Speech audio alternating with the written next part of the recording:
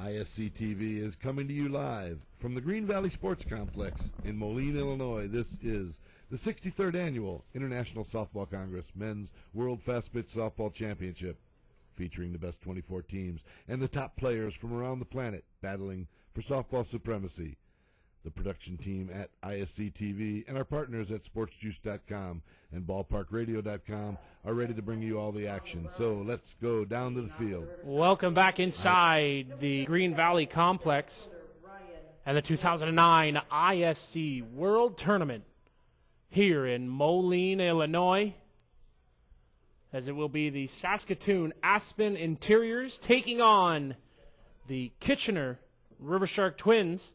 Kitchener not getting a break as after the defeat to Broken Bow Patsies, they come right back out and will face the Aspen Interiors, a rematch from last year's final. Lucas Mata on the hill, comes set, winds, works, outside corner, just missing for the opening pitch of the ball game. Lucas on set, fires, called strike one, 1 ball and 1 strike. Kyle Smith and Jim Flanagan along with you. Hope you enjoy this one as Lucas quickly sets, deals outside and off speed, down and away. Runs the count to 2 balls and 1 strike.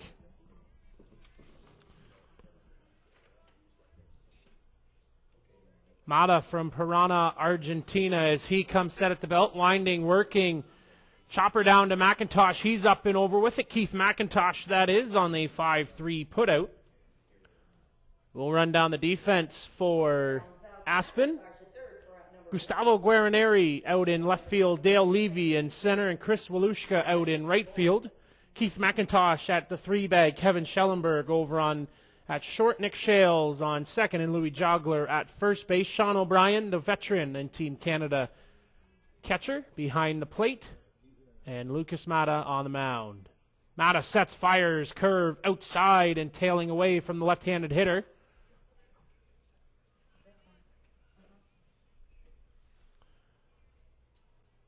As Mata stepping forward.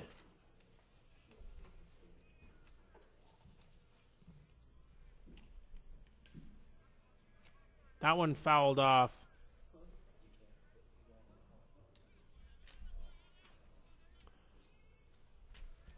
Just getting underway here in the first inning. If you're jumping back on board with us, glad you're with us on a cool and calm night. That one catches the corner at the belt for strike 1, 2 balls and 1 strike.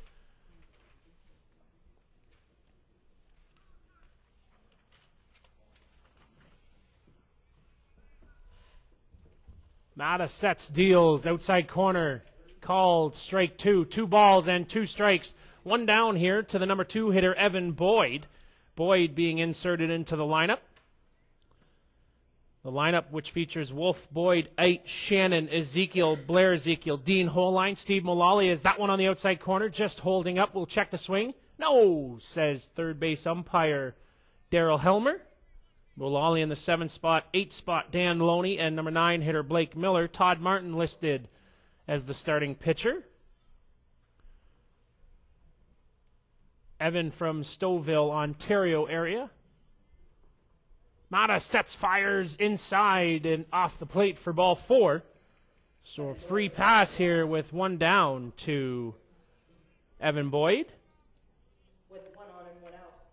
The batter is number 22, third baseman Jody Ait. So Jody, who struggled at the plate last game with 3 strikeouts, looks to break out here for the Rivershark Twins. Here comes the pitch. Just off the corner for ball 1. 1 ball and no strikes. Want to say hello to Wu Tamaki listening back in New Zealand.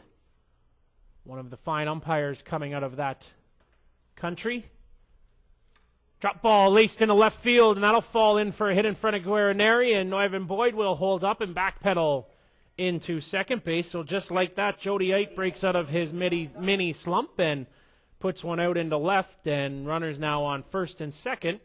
Pat Shannon struts to the plate with the bat handle tapping that big left elbow pad.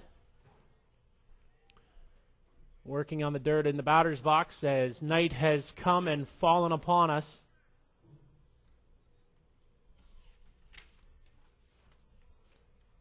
As Lucas Mata on the slab for the Aspen Interiors. Pat Shannon now opening up to Mata as he prepares for the Mata offering. Slowly comes set to the belt. Wines works outside for ball one.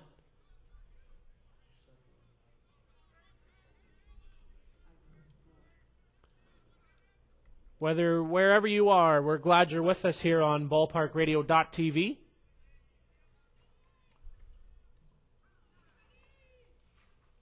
As Lucas Mata goes into the wine, works, rise, swung on and missed.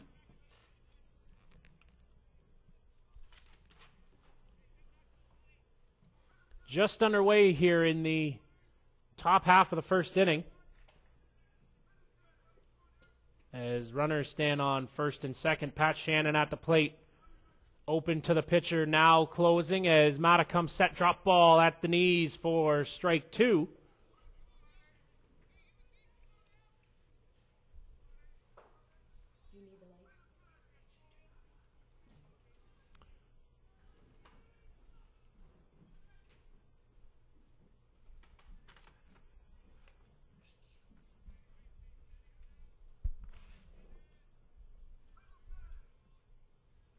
Lucas Mata goes into the wine, sets, check the swing.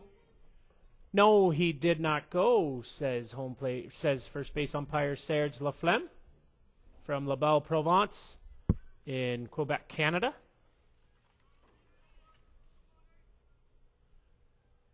2-2 the count. As Mata sets, fires, drop ball driven out into center field. You can say bye-bye and put 3 runs up on the board as Pat Shannon blows this game open with a 3-run home run that clears over top of the center field stands. Pat Shannon has a 3 RBI homer. And Patty Shannon, 3-run RBI. And 3-0 now in favor of the Riversharks Twins. Now batting number 21, first baseman Blair Ezekiel.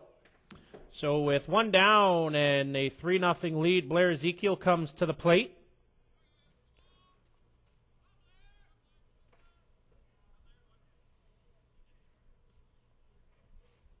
Now I guess we're trying to decipher the back of the batter's box.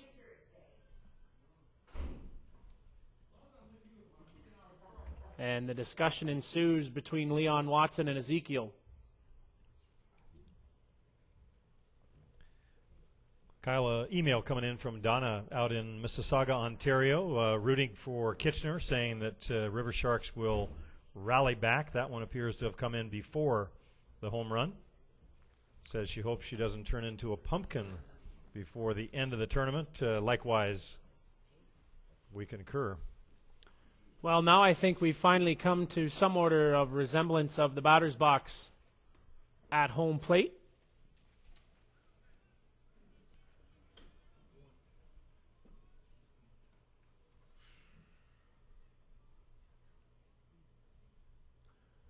As Lucas Mata on the slab here in the first inning with one down.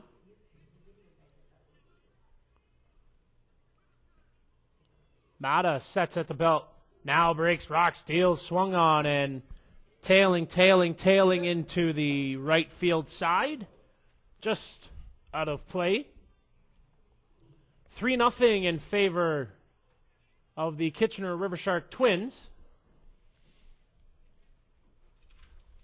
As Blair Ezekiel at the plate. Mata comes to the belt, winds, works, rise ball, well up and out of the zone, goes for ball 2, 2 balls and 1 strike.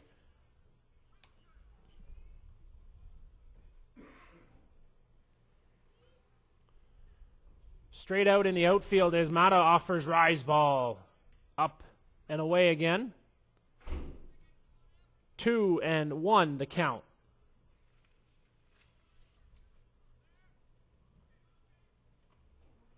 Mata trying to find command of the strike zone here in the first inning, down 3-0 as he rocks, deals, drop ball. That one sent sky high. Louis Jogler and Nick Shales give chase, but to no avail as that one will find the stands.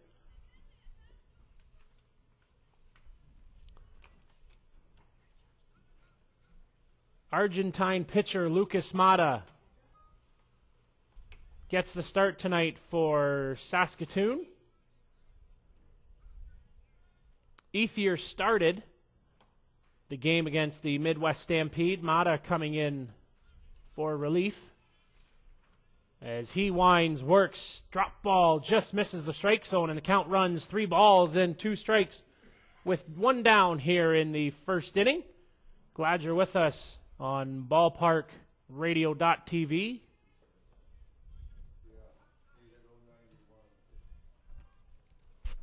Rocks, deals, rise ball, swung on and missed, strike 3. And 2 down now, and the first strikeout on the night. As Dean Moline will strut to the plate.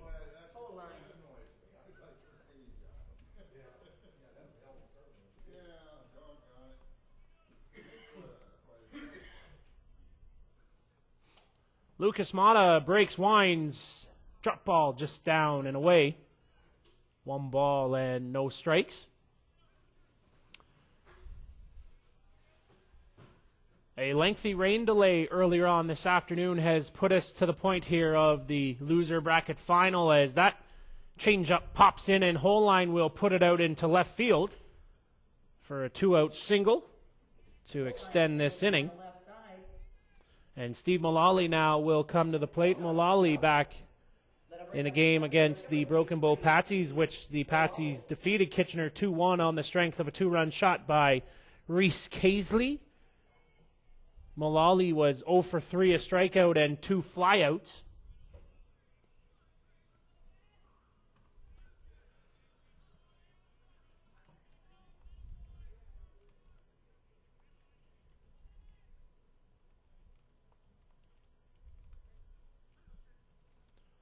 As Lucas sets to the belt, winds, works, drop again, swung on and missed as Mullally out in front. Can't quite catch up to that one. Mullally hasn't looked the same Steve Mullally that we saw last year since joining the team on Wednesday night. Moline over at first. Mata sets, fires well out of the strike zone and goes for ball 1, 1 ball and 1 strike. Mullally, as we said, joining the club a bit late after the start of the tournament due to some work commitments. Always hard to get in that flow. So Lucas Mata coming, set, winds, delivers off speed, and that one chopped down right beside Denny Bruckert, the Hall of Fame manager, as well as Hall of Fame coach Larry Lynch, the leaders behind this team. Count runs 1 ball and 2 strikes with 2 down here. Keith McIntosh rubbing down the ball to dry it off. Now handing it off to Leon Watson, so a little bit of a slowdown here.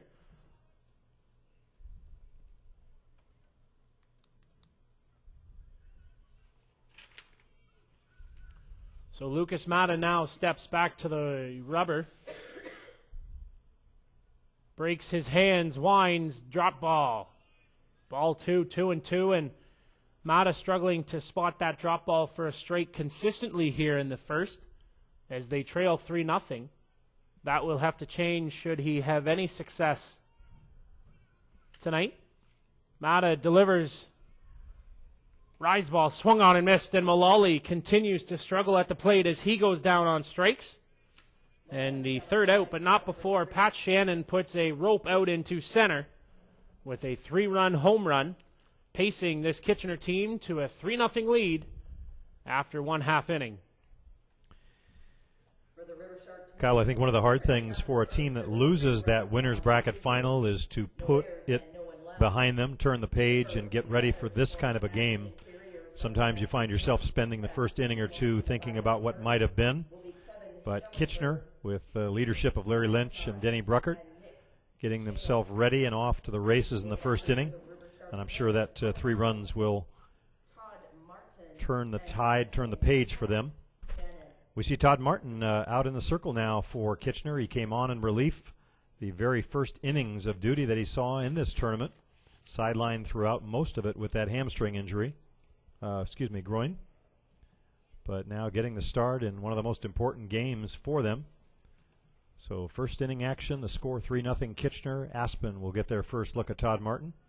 Take a quick moment to thank Worth Sports for their sponsorship of the ISC broadcast program. Bats, gloves, cleats, you name it, they make it. Worth Sporting Goods, proud sponsor of this ISC World Tournament broadcast program.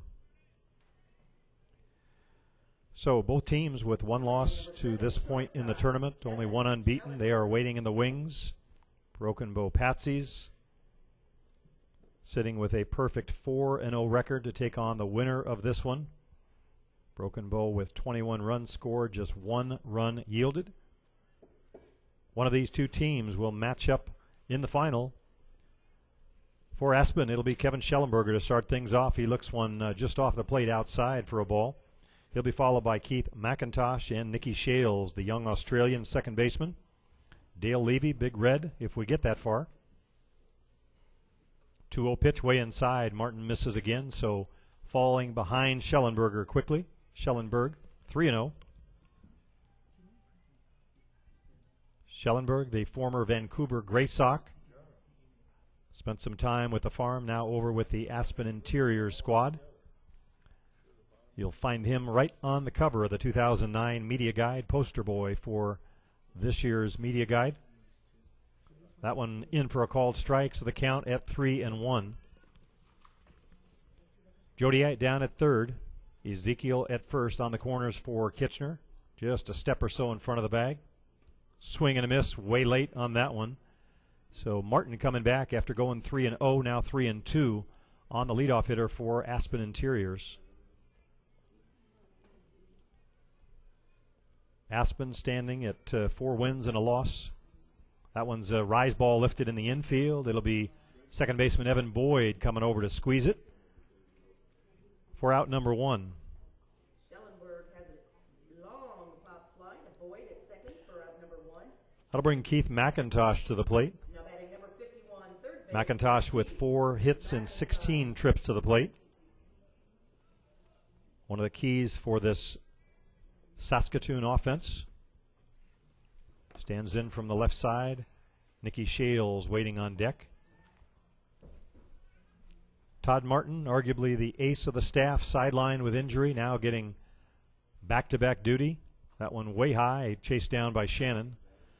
3-run homer by Pat Shannon in the first inning. It is the difference thus far, early in this one.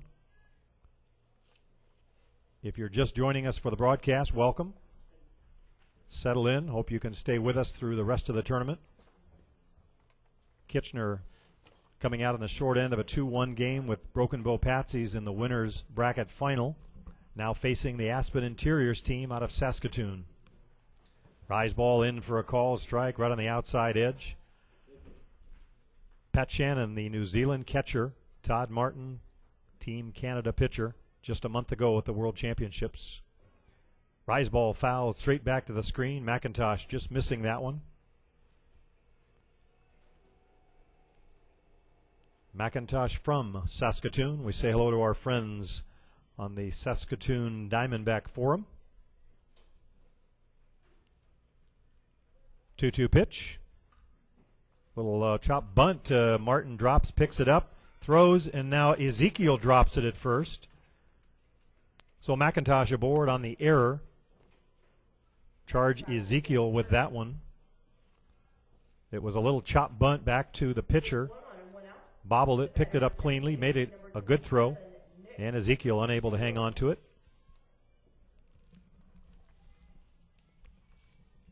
So Aspen trying to climb back in this one. Down 3-0 at the moment. The batter is Nick Shales, the young Australian. Gold medal winner in those ISF World Championships, takes one in for a called strike right down the heart of Main Street. Shales, one of the fine young hitters in the game. Good speed. Looks down to the coach at third. Now settles in. On deck, Dale Levy. Shales, a little two-hopper out to short. They'll go to Boyd, over to first. Not in time to get the speedy Shales. They do get the lead runner. Blake Miller to Evan Boyd on the force out, 6-4. McIntosh erased. 2 outs in the inning. And Nikki Shales with the fielder's choice. For out number 2. That'll bring up number 2, center fielder Dale Levy. That'll bring up center fielder Dale Levy. Big Red, as he is known to some of his friends affectionately. Great power, great speed. One of the keys that got Aspen to that championship game last year against these very same Riversharks. Rivershark twins. 2 of the classic ISC World Tournament games between these two teams last year. A 13-inning affair that some describe as one of the greatest fast-pitch games they've ever seen. 10-9, that one ended in 13 innings. He's off on the pitch, throw to second. Up, stands up, and he's going to be out. Shales unable to get the slide down and comes in half standing, half sliding. Tagged out. Nice throw by Shannon for the third out. You know, and had the runner, Shales, been able to hold the bag, I believe he might have been safe because he stepped over top of Evan Boyd's glove, but a great hard throw from Pat Shannon, and unfortunately Shales not able to grab the bag, so the third out of the inning. So for Aspen Interiors in the inning, they strand a man, do not strand a man, a couple aboard. You're looking at the Carol Forbes Memorial Trophy. That is the hardware that these teams and Broken Bow Patsies are vying for. Someone will leave here tonight, somewhere around midnight, we guess, with that Carol Forbes Memorial Trophy. Kitchener, of course, came into the tournament as the #1 ranked team. They are the defending champions. Broken Bow Patsies came in as the #2, although off the heels of the gold medal win and Kirkpatrick and Falkard's exploits in Saskatoon just a month ago, many of the prognosticators had them as the favorite. They trailed late in the game against Kitchener, but able to pull that one out on a 2-run homer by Reese Casely. So #2 knocking off #1, and #1 facing #3 here in this third place game. So Lucas Mata will come back to the mound. And Dan Loney to start things off here for the Kitchener Rivershark Twins. 3-0 in favor of Kitchener as Mata comes to the belt, breaks the hands, winds, works. That rise ball dribbled down the line and foul. So Lucas Mata gets up on top here of the #8 hitter, Dan Loney, a veteran of the open men's fast pitch. Want to thank everybody for joining us this week on ballparkradio.tv. It's been our pleasure to be able to bring you all the action since you weren't able to make the trip. The trip comes to you. Mata sets, deals off speed and dribbled out to Louis Jogler. Easy play for the big man at first. Tags the bag, 3 unassisted. And with 1 down, Blake Miller comes to the plate. Miller back in the first game for Kitchener today against the Broken Bow Patsies. Miller was 0 for 2 with a ground out and a strikeout.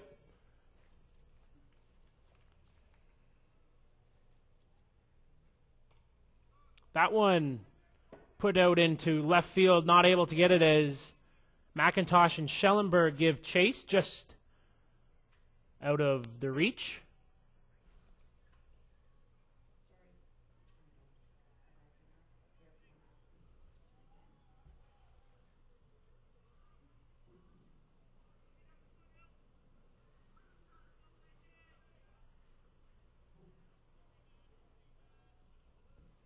Mata sets, delivers. That one bunted up right back to Mata, though, and easy up and over. Shales covering quickly on a 1-4 put out, second out of the inning. Unfortunately for Miller, the ball going straight back to the pitcher, probably wanting to pick that spot to our left, the pitcher's right-hand side of the circle.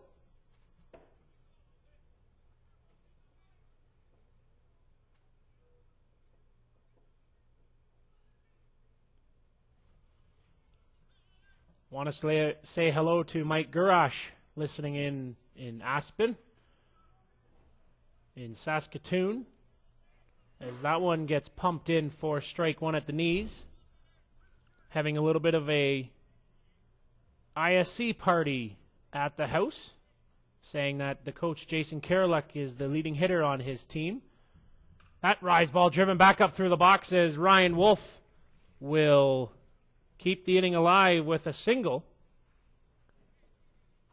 And coming to the plate will be Evan Boyd. Boyd reaching on a walk back in the first inning, then coming around to score on a 3-run home run by the catcher Pat Shannon, which is where we stand at this point. 3-0 in favor of the Rivershark Twins as Denny Bruckert rolls through the signals.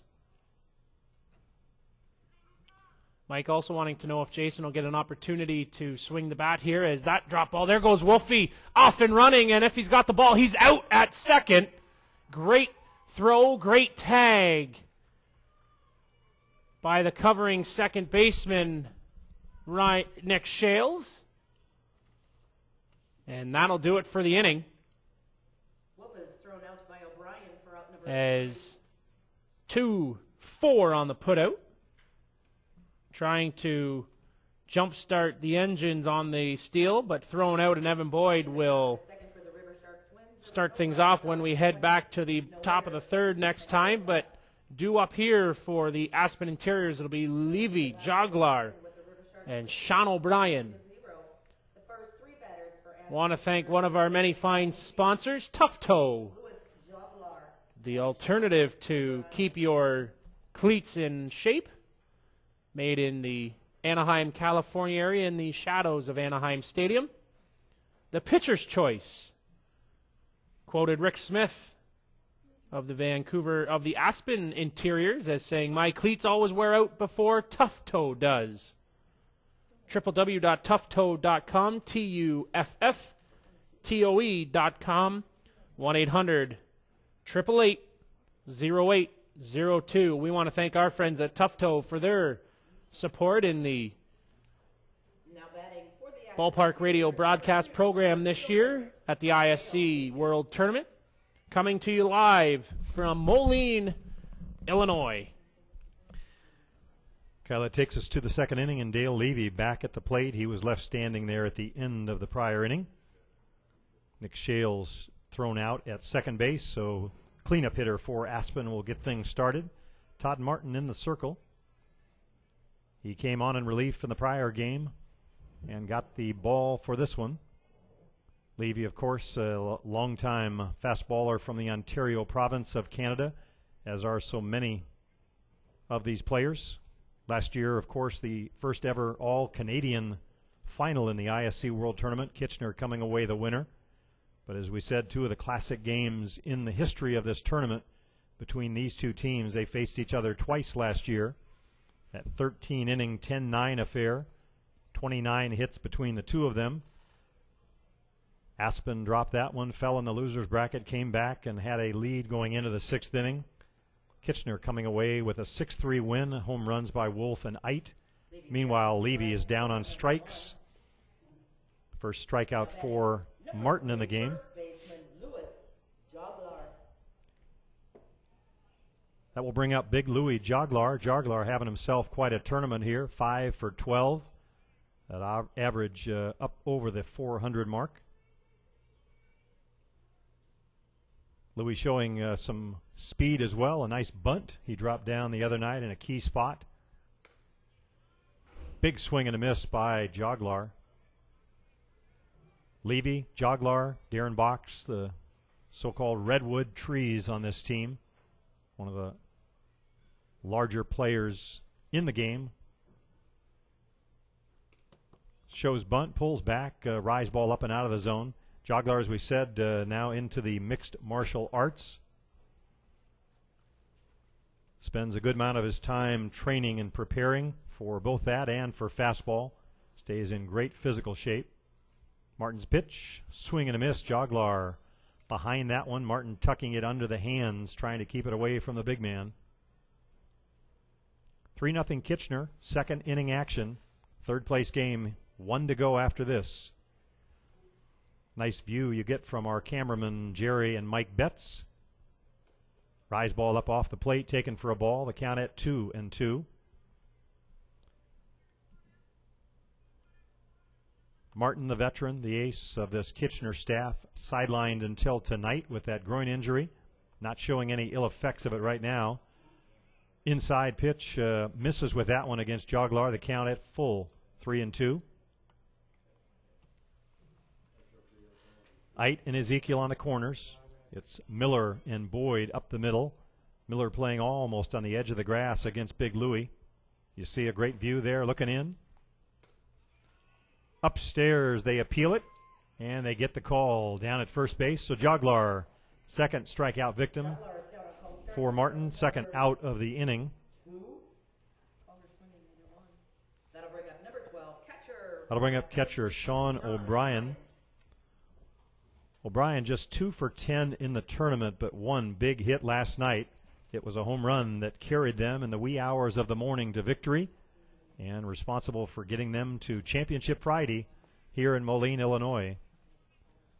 Again, the great view from our center field camera. Martin into the windup. Misses with a rise ball upstairs. You see the Quad Cities faithful still on hand. They have endured rainouts and delays. Still with us here on Championship Friday night. That one's a little slow roller over to first. Ezekiel will go to the ball and back to the bag. Take it himself. 3 up and down.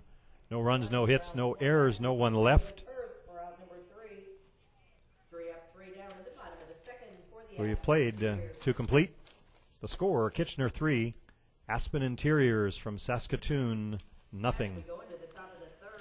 Want to take a quick minute and thank one of our fine sponsors, the Midwest Stampede. Steve and Bev Moulton and Dennis Fry, our good friend. Dennis lending us a big helping hand this week with all the notes on the Midwest Stampede. Been involved in the ballpark radio program for 3 years, 2 prior to us coming on hand, and continuing their trend and allowing us to bring you all the action. Since you can't come to the game comes to you. Midwest Stampede, www.midweststampede.com for more information. Proud sponsors of ballparkradio.tv. Quick reminder, our listeners and viewers can email us here in the booth, live at ballparkradio.tv, LIVE at ballparkradio.tv. We'll do our best to respond to your questions and comments during the broadcast. Be sure and let us know where you're listening from and if you have company. Sean O'Brien slow coming out to take warm-up tosses as he was the third out of the inning.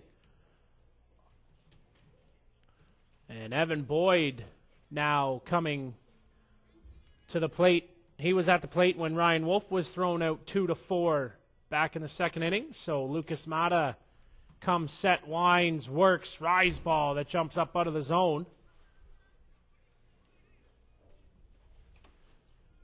Live at ballparkradio.tv. Send us your emails. Let us know your thoughts and opinions on the tournament. Who you think will walk away with the Carol Forbes Trophy in, probably 3 hours' time from now, close to the midnight hour, I would think. Lucas Mata, 2-0 count. Here comes the pitch. Drop ball. Choppered out to Joglar. He misplays it and give Evan Boyd on base with the air to Big Louie. In and out of the glove. He will tell you should have had that one.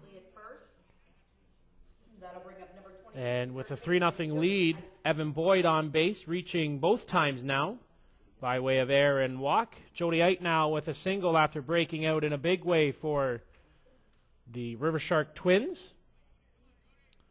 Jody, a multi-time world MVP, as Mata comes set, swung on and missed on the drop, tailing away.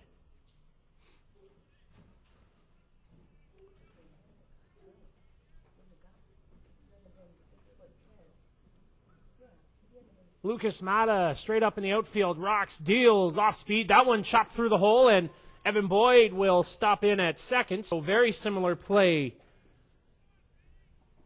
there as we saw back in the first inning. And Pat Shannon now coming to the plate. Nice piece of hitting by Eit. Got a ball that was away from him, didn't try and pull it, took the pitch where it was, and just went right up the middle with it, just to the left of Kevin Schellenberg. You can see Sean O'Brien out there talking to Lucas Mata, probably going through some thoughts on how they will pitch here to Shannon. Shannon with 15 home runs in the ISC World Tournament just in the last 7 years alone. A big one to start things off here, at least number 16. Has home run number 2 with the one that he hit back in the first inning at this 2009 edition. So that tally at 17 home runs. Dangerous Patrick Shannon. Mata, rise ball, well up and out of the zone for ball 1. 1 ball and no strikes. Denny Bruckert rolls through the signals to his catcher. Glad you're with us on ballparkradio.tv for taking the time to join us. As Lucas Mata to the belt. Winds, works, rise. Checked his swing, so the count goes 2 balls and no strikes. Our viewers can see Lucas Mata from the side. Great angle being worked up by our executive producer, Dave Blackburn. You see the legs and the balance very much like Adam Fokkard pushing through the circle. Mata, drop away, swung on and fouled at a play to the right side. Count goes 2 balls and 1 strike.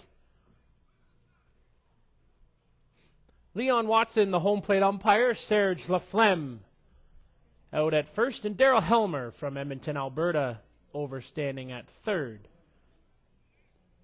3-man system for the final. We go to 5 for the championship. As Mata winds, works inside and gets a piece of Patty Shannon. So he will chop down to first base. First time you've ever seen him hit by a pitch, Kyle? No. Tends to get hit quite a bit. I think 4 times, if I'm not mistaken, down the stretch last year's final against Aspen. Now finds his way down to first base, having a bit of a chat with Louis Joglar. Mata has run out of places to put the runners. Kitchener with a 3-run lead already, loading the bases here in the third. Denny Bruckert down at home plate talking with home plate umpire Leon Watson, waiting to see somebody emerge from the dugout. Wait to see who they're going to run for. I would suspect Pat Shannon. Maybe not. Maybe so. Craig Crawford actually going to go out and run for Jody Eit. We've seen that a bunch of times. You can hear it over the walkie-talkie coming up. 8 in, 22 out. So Craig Crawford entering the ball game. Jody Eit injuring himself in the ISFs. And from indications we've heard, still nursing a tender hamstring area. So Kitchener taking advantage of the opportunity to run for Eit, much as Broken Bow Patsies is doing throughout the tournament with Jared Martin. Both senior members of the club, good hitters, but nursing those injuries late in the season. Well, and Crawford can play a good third base for Kitchener as well, as Mata comes set with the bases loaded. Drop ball. Just misses. Have to wait a little while for Leon as he stays in his crouch. Slowly comes up. Count 1 ball and no strikes.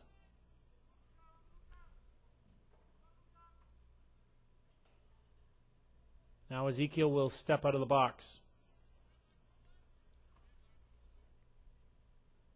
A rematch from last year's championship final between the Aspen Interiors and the Kitchener Rivershark Twins. 3-0 in favor of the Riversharks. As Mata comes set, winds, works inside. Just off the plate. 2 balls and no strikes. Leon makes you hold your breath before you say what it goes as. A veteran from the Missouri area, Leon Watson. 2-0 count. Mata delivers. Drop ball swung on and missed. Strike 1. And the count goes 2-1 now. Battling back here, Mata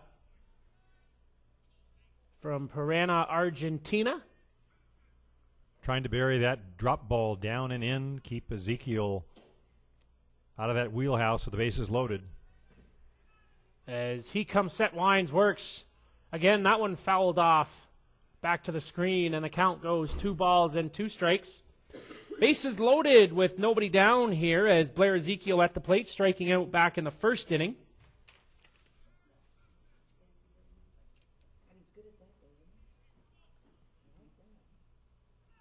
Two count. Ezekiel and Mata go back and forth. Mata sets, fires, drop ball called, strike 3. Ezekiel will stroll back towards first base with his second K. And strikeout number 3 on the evening. So Mata breaking the sequence after pounding the ball inside, goes away from Ezekiel, catches him off guard, and frozen for strike 3. Lucas Mata in a jam here in the top half of the third as he comes set, winds, works to Whole Line chopped it out just under the outstretched arm of Kevin Schellenberg, and in scores Crawford and Boyd. So a 2-run RBI for Dean Whole Line puts the Kitchener Riversharks up 5-0. Moline has a 2 RBI single, scoring Boyd and Crawford. So 5-0 now in favor of the Kitchener Rivershark Twins, and Coach Kelly McGiffin will go out and take the ball from Lucas Mata. And we will see a substitute coming out. We'll wait to see as Mata goes off to a nice warm reception from the Quad City faithful. Well, Mata pitching into his 17th inning before leaving the game here. He's been in virtually all of their games through a closing inning in their first opening game, a win against Dolan and Murphys. Came right back against a very tough team from Madison, Wisconsin. The Farm had 14 strikeouts that night. Dropped the game to Broken Bow, going 7 innings in that one. And then, of course, late today, finishing up in the win over the Midwest Stampede. Now pitching for Trevor Ethier will get the call. Trevor Ethier. So he goes out to the mound now, and he'll go through his warm-up paces, but don't close the book on Lucas Mata, as Shannon and Whole Line are his responsibilities. 5-0 in favor for the Kitchener Rivershark Twins. Steve Mullally waiting. Ethier, the other half of the 1-2 punch for the Aspen Interiors. He has almost as many innings as Mata in the tournament. He threw the opening game and then 7 innings in that late night win over Alba. Came right back today and threw the first 3 and 2/3 innings in the win against the Midwest Stampede. So it's been Mata and Ethier. Right now, Ethier coming on to try and stop the bleeding here as they're on the short end of a 5-0 score. Steve from Hampton, Illinois has a question regarding how do teams qualify for the World Tournament, or how are they selected? Well, a lot of senior teams that are identified through the ISC are ranked throughout the season, and yes, there are qualifying tournaments this year with the smaller field. Weren't as many qualifiers going on as the 24 field was set. Now batting left field. But generally, for the most part, a lot of qualifiers go on through the summer for teams to make the trip to wherever the World Tournament is hosted. So hope that clears up but then they are seeded by the selection committee. Ethier sets steals outside and advancing 60 feet on the pass ball.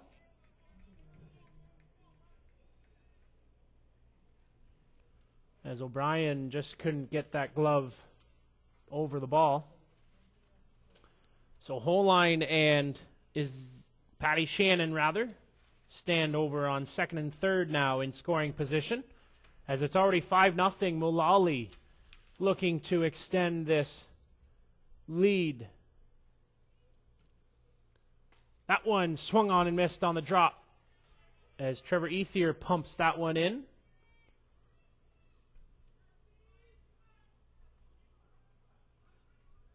Trevor Ethier in relief of Lucas Mata. Mata responsible for the runners on second and third now as Moline at the plate.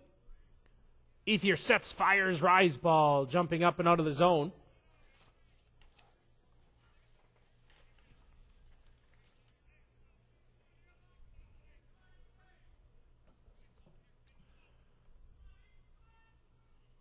Trevor Ethier and Moline were teammates at the ISFs. This drop ball pumped in, just missing, takes the count to 3-1. I want to apologize to Daryl Helmer, as he is from Calgary, not Edmonton.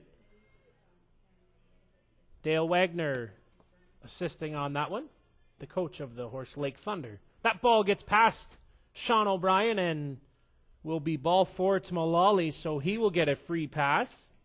And we'll load the bases one more time. Dan Loney will come to the plate.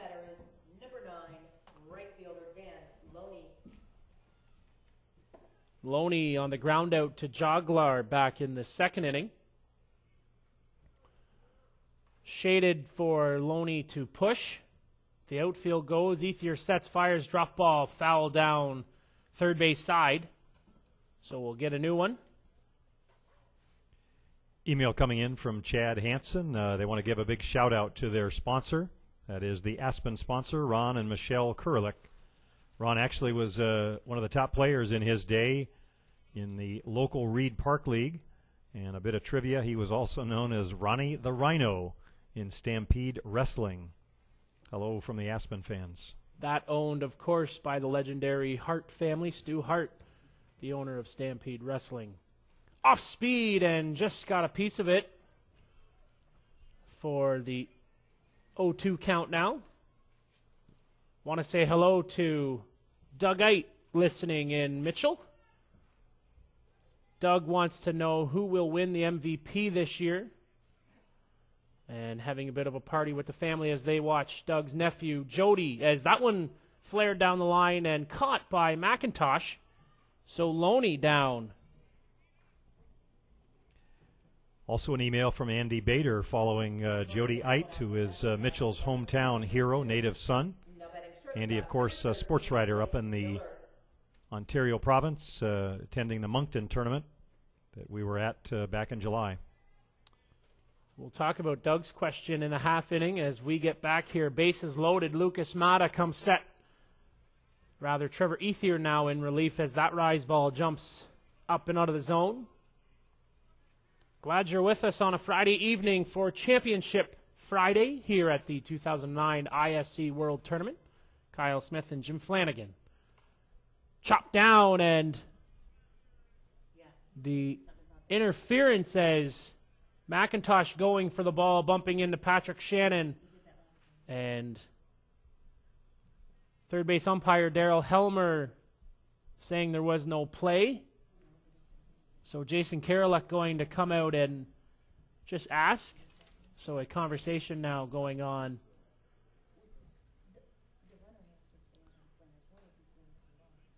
So a slowdown here. Want to remind everybody we have one more broadcast on tap. It'll be game 58 of the ISC World Tournament. Serge Laflemme, Daryl Helmer, and home plate umpire Leon Watson going to have a conversation regarding that one. Well, we have a minute to catch up as to how these teams got into this game. Kitchener, of course, making it to the winners bracket final against Broken Bow Patsies. They took a 3-0 record into that one before falling in a tough 2-1 loss on the Reese Casely home run late in that game. Aspen, on the other hand, won their first 2 games, 9-3 over Dolan Murphy, 4-1 over the Farm, before they lost to Broken Bow Patsies, and then came back with 2 more wins. They are 4-1 coming into this game. Conversation over, although Kelly McGiffin going to join in the fray, and must be deeming that Keith McIntosh had no play.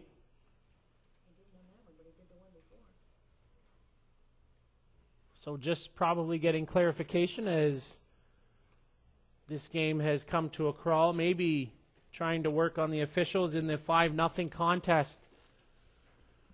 Slow the pace down here. Try to kill some of the momentum that maybe Kitchener has built up over the first 2.5 innings. As they have the bases loaded, Keith McIntosh in conversation with Leon Watson. Daryl Helmer talking with coach and manager Kelly McGiffin. Still early in this ball game, with Aspen having a number of home run hitters, very capable of coming back, scoring some runs. We saw 7 of them on the board against a very good Midwest Stampede team in their last win. Right now, 5-0 down. As the conversation continues on the field, you can see it on your computer screen or television screen. Want to give some quick kudos to our executive producer, Dave Blackburn, who has been the man behind the magic, working the controls on the TriCaster, giving you the close-up view of all the action. His assistant, Roseanne Allen, and, of course, the cameramen, Mike and Jerry Betts. They've been here all week long. Kelly McGiffin still on the diamond and now being escorted off and ushered away by Leon Watson. So a lengthy conversation. And still the call remains that there was no interference, so bases stay loaded, and the count goes 1 ball and 1 strike, 2 down in the top half of the 3rd inning. Ethier sets fires, drop ball inside, swung on and missed. Strike 2.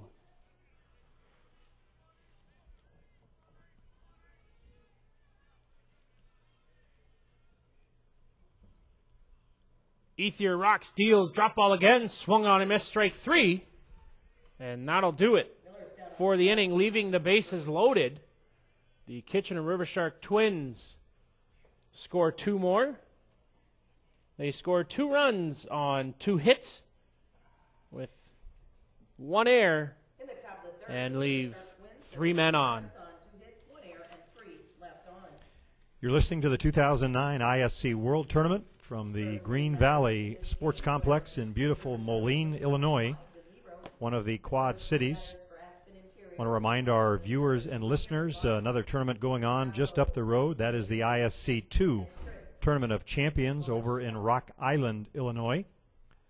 Rock Island, of course, for you history buffs, the host of 10 ISC World Tournaments back in the 1960s and once more in 1973. So just up the road, 40 teams.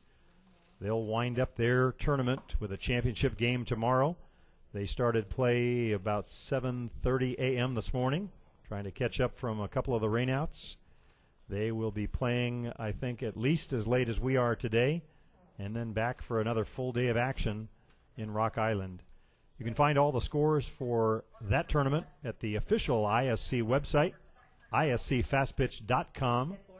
iscfastpitch.com, that one being handled and headed up by webmaster Al Doran, who also coincidentally has the #1 website on the internet for all of men's fastball, alsfastball.com, alsfastball.com. Defensively for the Riversharks, Hall of Famer Al Doran. Daryl Joy checks into the ball game for Evan Boyd. So Aspen trying to get on track here in the 3rd inning. They'll have their 7, 8, 9 hitters. It'll be Darren Box, Gustavo Winieri, and Chris Walushka. 7, 8, 9 in their order. Thus far unable to score against Todd Martin. Martin came on in relief late in the game for Donnie Scott. Pitched very effectively and came right back with the ball to start this one. Just missing off the plate with that first offering. Defensive replacement, I believe, at third. We'll check that officially. Craig Crawford stays in the ball game and plays third. So Crawford came on to run for Jody Ite in the game. Still Miller and Evan Boyd up the middle. Blair Ezekiel over at first. The count on Darren Box, 1-1.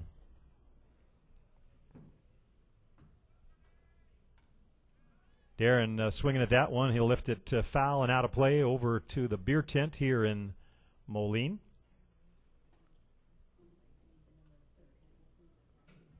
Still a full set of bleachers all the way around behind home plate. You can see them on your screen. The Quad Cities faithful hanging tough throughout the rain delays. They want to see the conclusion of this tournament. Meanwhile, Box down on strike, swings and misses. Strikeout number 3 for Todd Martin. That'll bring Argentine Gustavo Guarnieri to the plate. And the cue to say hello to our friends down in Argentina that have been listening all week long. Christian Lecoute, the proprietor for Softball Radio, cousin of ballparkradio.com. And, of course, Martin Jorge, webmaster for softballnewsla.com. And LA, of course, standing for Latin America. Big contingent of fans down in Argentina listening to this ISC World Tournament and no doubt rooting for their countryman, Gustavo. Martin ahead quickly 0-2. Now Gustavo says, I need a moment. Leon Watson, our home plate umpire, will come out and do a bit of housekeeping. Leon Watson behind the plate. Serge Laflamme on first base. Part of our three-man crew. Inside pitch taken off the plate for a ball. Jim Chico from East Moline, Illinois would like to know, why do we see so many Australia and New Zealand players on teams' rosters? Well, I think it was simple. If you just look at the ISF, the gold medal game was Australia and New Zealand. So the best players in the world right now, and why not have them on your team? Swing and a miss, and Gustavo down on strike. 2 up and down on strikeouts thus far in the inning. I think the answer, too, Kyle, is the same as for Canada. Those 3 countries starting their players young. Very often in the U.S., players don't find men's fastball until they're done playing baseball. So you have a great feeder system. Australia now with a youth program. They are the gold medal winners in the under-19 division just last summer. And now in this year's ISF World Championship, so a great pipeline of talent, a bright future for Australia. And, of course, New Zealand with their 3 World Championship run ended this year in Saskatoon at the hands of Australia. Want to say hello to Michael Titteridge listening in down in Australia. 1-1 pitch right down the heart of Main Street, taken for called third, so 3 consecutive and quick strikeouts for Todd Martin in the third as he cruises through that inning, taking a 5-0 lead back to the dugout for Kitchener. And he says, can anyone take the MVP from Adam Folkard, giving his dominance on the mound? And quite frankly, it's hard to see that happening, as the way that Folkard has dominated.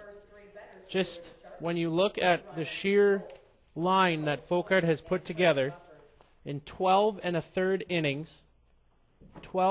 innings, he's given up 2 hits, 9 walks, and 34 strikeouts.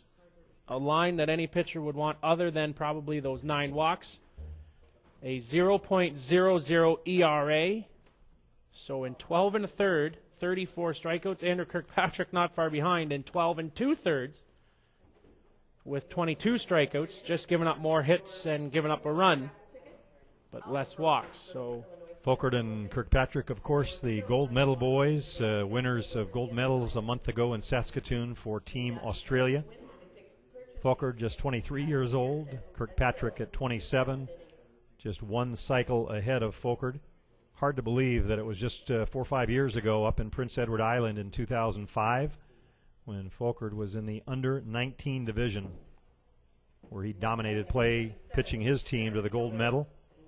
His Australian teammates in the last cycle, 2008, doing the same. Right now, let's get back to the action, though. Kyle Smith will pick things up for Kitchener in the fourth. Trevor Ethier on the mound as we work here in the top half of the fourth inning. 5-0 in favor of Kitchener.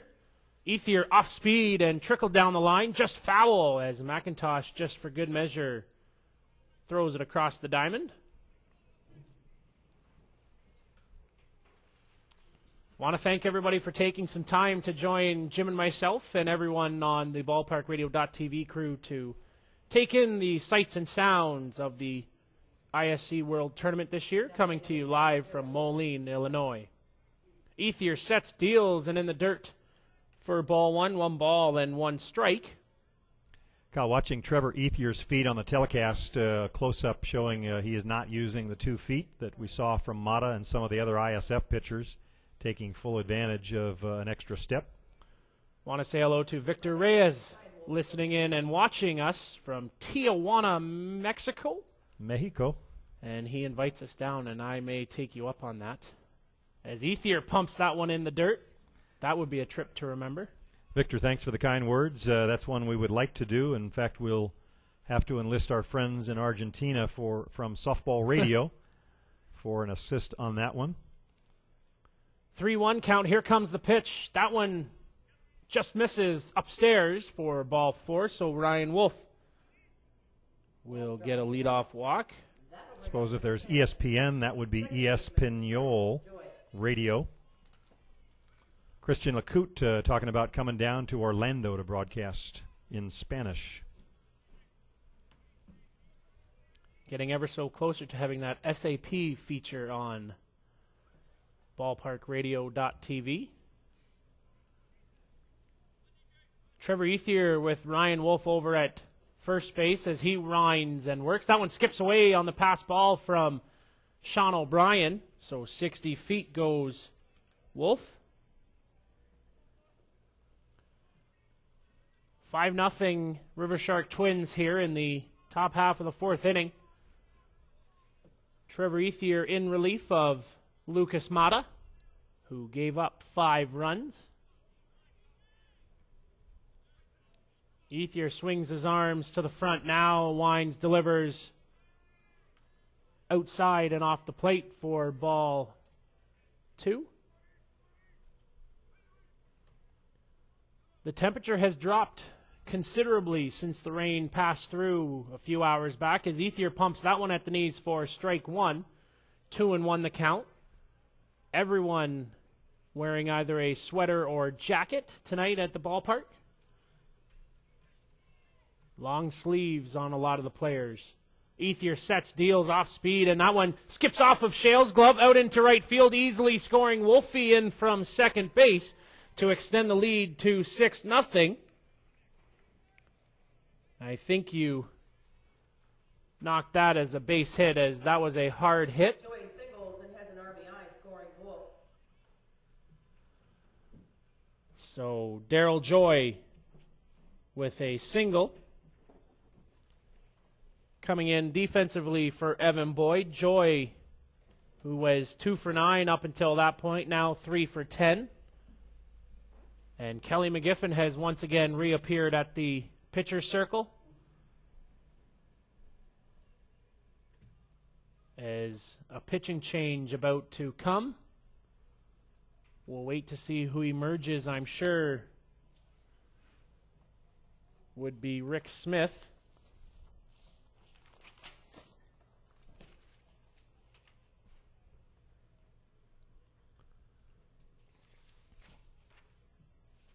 And it is big number 21. So Smith, the third pitcher.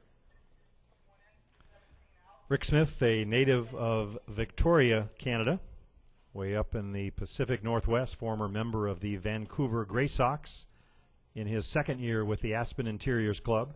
Has not seen too much duty in this one. He saw an inning or two back in the first game. That was the 9-3 win over Dolan Murphy. Since then, it has been largely Mata and Ethier getting most of the innings. Our card showing a total of 3 innings in this tournament for Rick Smith. 3 innings and 5 strikeouts, so been effective in those 3 innings. As he'll go through his warm-up tosses. Want to thank everybody for joining us on ballparkradio.tv. Kyle Smith and Jim Flanagan alongside our executive producer David Blackburn and his assistant Roseanne Allen, and the Yahoos out on the cameras, Jerry and Mike Betts, and the rest of the ballparkradio.tv crew. Pleased you're with us. Hope you enjoy the coverage. Don't go anywhere. Still one more game on tap where we will declare a champion for the 2009 ISC World Tournament. Broken Bow Patsy's waiting for the victor of this game. Patsy's defeating Kitchener by a score of 2-1. Reese Casely with the 2-run home run. So Rick Smith has finished his tosses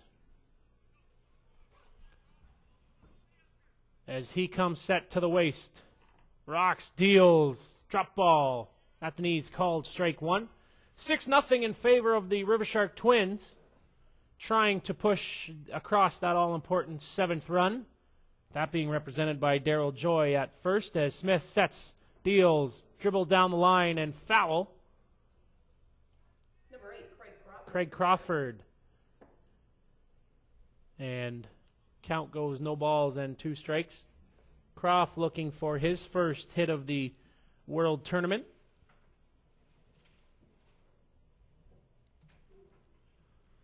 Some people a little surprised possibly that Crawford was inserted in that critical situation, lifting whole line, but situational reasoning would change to bring the left-hander against right-hander on the pitcher-batter scenario. So Crawford a good bunter at that as well. So good decision. Swung on and missed on a rise ball.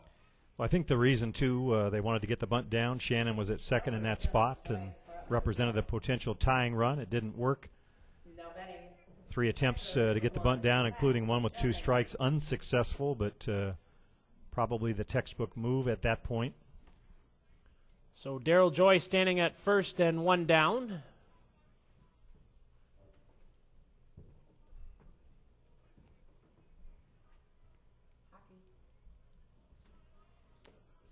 As Rick Smith twisting, Pat Shannon now at the plate.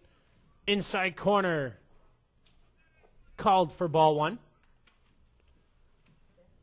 That delay just throws you for a loop sometimes when Leon Watson on the dish. Pat Shannon. Rick Smith fires inside and in the dirt, ball 2. 2 balls and no strikes. 10 after 9 here in Moline. Glad you're taking the time to join us for this great ball game. Rick Smith winds, works, swung on, and fouled over to the bleacher creatures in right field. Runs the count to 2 balls and 1 strike. Chrissy May from Illinois would like to know how many times can a player re-enter a ball game. Only the starting 9 or 10, if they use the flex, can re-enter, and they can only re-enter once. As Rick Smith winds off speed just up out of the strike zone for ball 3, 3-1 the count. Yes, there have been a lot of substitutions for base runners, but starters re-enter the game once. Substitutes only come in and go out. Rick Smith winding, working, swung on and fouled back, just missing for Pat Shannon. Thank you for the question, Chrissy. Hope you enjoy the broadcast.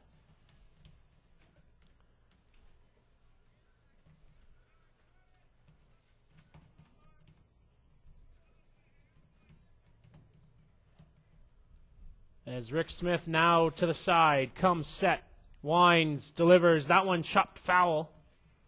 Darryl Joy off and running on the hit. Also want to say hello to Tim Whitelaw, a good friend listening in Ontario. Wants to say thanks for all the updates, and Tim heading to St. Thomas next week for the Senior Men's Canadian Championships. So congratulations and good luck from Ballpark Radio Tim. Hope you enjoy it. Rick Smith, 3-2 pitch. Here comes, swung on and foul back. We'll reset and do it one more time. You can have your say on ballparkradio.tv by dropping us an email. Live at ballparkradio.tv. Quite simple, really. We will do our best to get through them before the end of the night. And if we can't, by all means, guaranteed we will see them all. We appreciate the support this year in our first maiden voyage here at the ISC. Off speed, swung on and missed, strike 3. And down on strikes goes Shannon. So the first time he doesn't reach base. And 2 down brings to the plate Blair Ezekiel. Ezekiel coming into this game was batting an even .500, qualifying just by the skin of his tooth for an all-world nomination. Slugging percentage of 1,083. As that one just misses down and away. Ezekiel so far 0 for 2 with 2 strikeouts. As Smith fires that one chopped down to McIntosh. He's up and over with it cleanly to Jogler at first on the 5-3 putout. So the third out of the inning. But Kitchener scores one more run. Just keep plugging away here. 6-0 now in favor of the Rivershark Twins. They score that run on 1 hit and leave 1 man stranded. Well, Kyle, I think the key if Aspen is to try and climb back in this one, they're going to have to notch a run or 2 somewhere in the early to middle innings. The way Todd Martin is pitching, unlikely that they'll score a bunch or handful all at once. If you're a Aspen fan looking ahead, they'll have the top of the order for their second look at Todd Martin. It'll be Schellenberg, McIntosh, Shales, and Levy. Louis Joglar, if we get that far. So second time through in the batting order. In the prior game with Broken Bow Patsies and Kitchener, Donnie Scott pitching very effectively the first 2 times through. Sometimes that third look that makes a difference. Right now, Aspen will get their second look at Kitchener ace Todd Martin. Martin trying to pitch his team back into the championship game where they were just a year ago against this very same Aspen Interiors club. Broken Bow Patsies coming into this tournament as the number 2 ranked team in the world. Cruising through the winner's bracket, they are the only unbeaten team from the original 24 that started last Friday. They are waiting in the wings this championship game for the 2009 Carol Forbes Memorial Trophy. Coming up right after this one on ballparkradio.tv. I'm Jim Flanagan here with my broadcast colleague, Kyle Smith. We'll be with you for the duration and award ceremony somewhere around midnight. It is Kevin Schellenberg stepping in. He is the leadoff hitter, second time through. 4 hits in 18 at-bats in this tournament. Just a .222 average. He and McIntosh, important parts of this offense. They need to get aboard for Shales, Levy, and Joglar. First pitch swinging, lifts one shallow left field. Coming on to make that catch, Steve Mullally for out number 1. So Aspen down by 6 at this point. First pitch swinging. 1 out recorded on the fly out to left field. That'll bring up third baseman number 51, Keith McIntosh. That'll bring up third baseman Keith McIntosh. He was aboard on an error in the first. His second look at Todd Martin.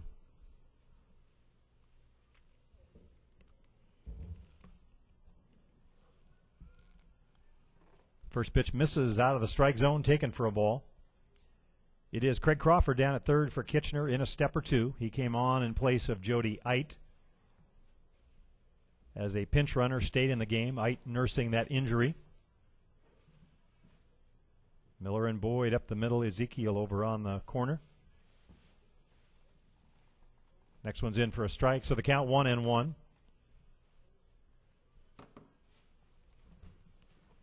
The fans here in Quad Cities getting their first real look at Todd Martin. Didn't throw an inning all week long. Came on in relief in the prior game. Threw very well. Not showing any ill effects from the groin injury.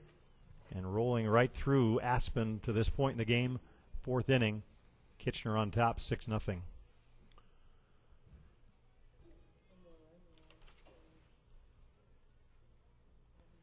Two balls and a strike to McIntosh. A little two-hopper eats up Blake Miller. Looked like it took a bad hop. Got down for what looked like it would have been an easy two-hop out. Second hop taken off, winding up on his shoulder. And Keith McIntosh is aboard. The official scorekeeper says.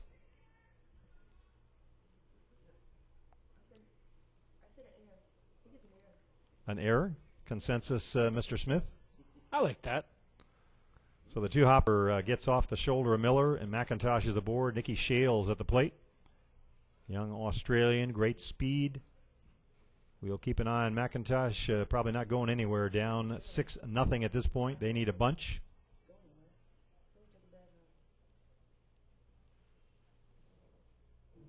Home plate umpire Leon Watson says just a moment. Now we'll reset things. The 1-0 pitch. Inside, taken for a ball. The long look from Leon.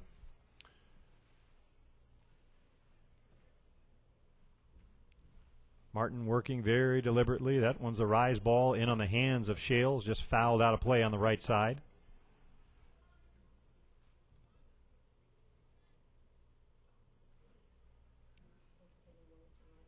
Shales, another member of that gold medal club from Australia. Looked like he took a little bit off that one over the top drop for a called strike. 2 balls and 2 strikes. The big boys coming up. It's Levy and Joglar behind Shales. Swing and a miss, or good rise ball. That one out of the strike zone by the time it stopped. Pat Shannon setting up outside, gets it right where he called it. And a good hitter, Nicky Shales, going down on strikes. Strikeout number 6 on my tally, Kyle. Yep. So 6 big Ks for Todd Martin since coming on, and I would think that we will see Todd Martin as long as he can go. So expect the Todd Martin to be out there. As you can notice that his right leg is a little thicker through the groin area. I'm sure that is simply due to the tape job that the training staff put on it. One of those strikeouts was Levy in his first trip to the plate, his second look at Martin. Swing and a miss by Big Red, running the count to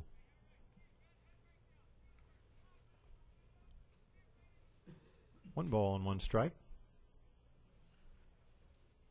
Nice camera view there, looking over the shoulder of Todd Martin. Gives you an idea what he's facing with Big Dale Levy. Hard two-hopper right by Miller. That one doesn't come up.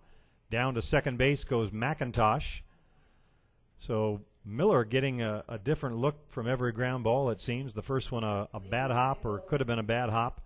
That one a two-hopper, just stayed down. And Miller unable to get to it. So base hit for Big Red. 2 men aboard for Big Louie Joglar. He, of course, with great home run power, could cut the lead in half with 1 swing of the bat. Todd Martin has different ideas about that. Louis from Saddlebrook, New Jersey. Played with Patsy's in last year's ISC World Tournament. The open stance, the crouch for the muscular Louis Joglar. Rise ball way up out of the zone, taken for a ball. It is McIntosh at second. Dale Levy down at first. Station to station at this point, down by 6. Swing and a miss. Rise ball from Martin. Inside on Joglar. The battle by Martin, trying to keep the ball in or way away from Louis.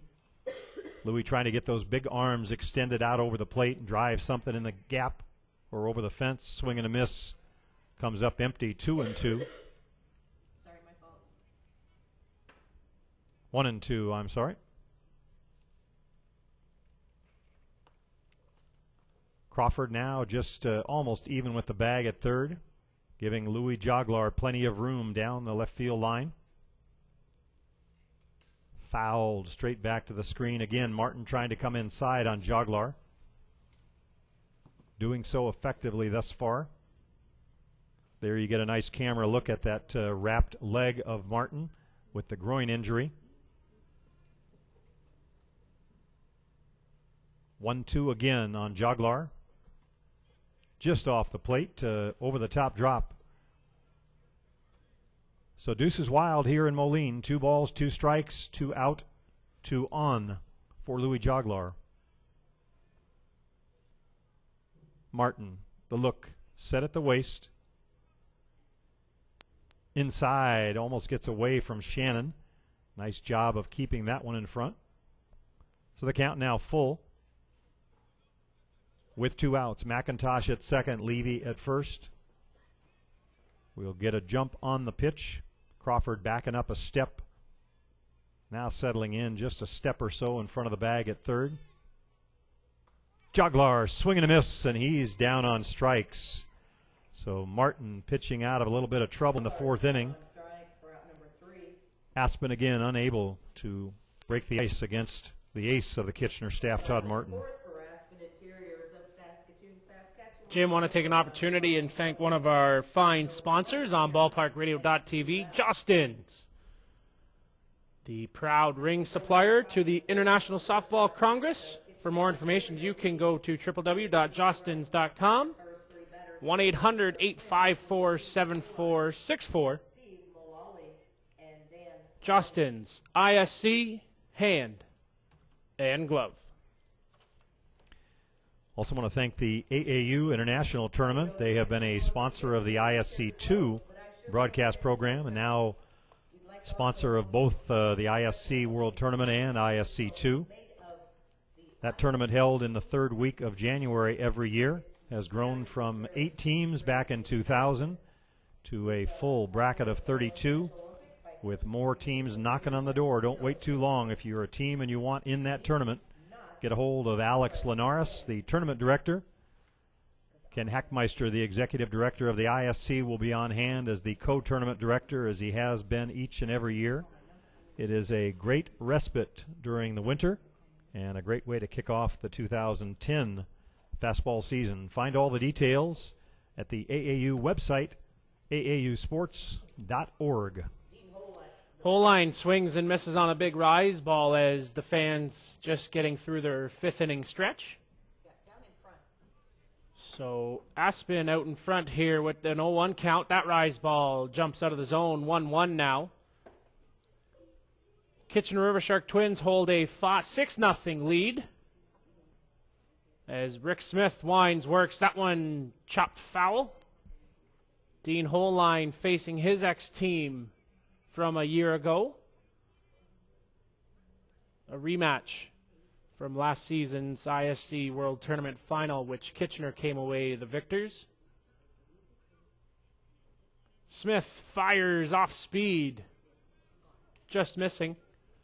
Takes the count to 2 balls and 2 strikes. Moline reaching on 2 singles tonight. One of them a 2 RBI single, as Rick Smith drops one in, that one rising away and swung on and fouled to the screen. Count stays 2-2. Dale Levy 2 steps towards left field. As Smith comes set, delivers, swung on and missed, strike 3. And for the first time, Moline won't make an appearance on the base paths. So 1 down, and Steve Mullally coming to the plate. Mullally struggling since joining the Rivershark Twins at the World Tournament. Smith fires, drop ball, off speed, strike 1.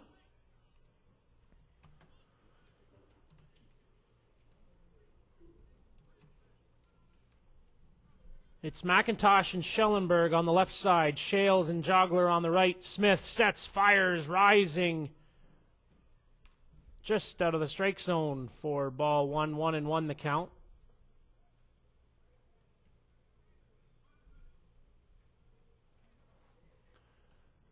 Drops that one in just outside for a 2-1 count now. Moline a strikeout and a walk here tonight. As big breath and go for Rick Smith. Getting a piece of it. Count goes 2 balls and 2 strikes. 1 down here as we play in the top half of the 5th inning. Kyle Smith and Jim Flanagan along with you for this one. Rick Smith fires that one in, chopped out into right field. Back will go Chris Walushka carrying, and a great play down in right field, hanging with it to retire Moline on the flyout. Moline flies out to Walushka. And Dan Loney comes to the plate. For out number 2. 0 for 2 thus far tonight. Now batting right fielder number 9, Dan Loney. So very quickly, Rick Smith comes to the wind, rising away, swung on and missed, strike 1. 2 down in the top half of the 5th. As Rick Smith fires that one, dropping on the hands, just getting a piece. Count goes no balls and 2 strikes.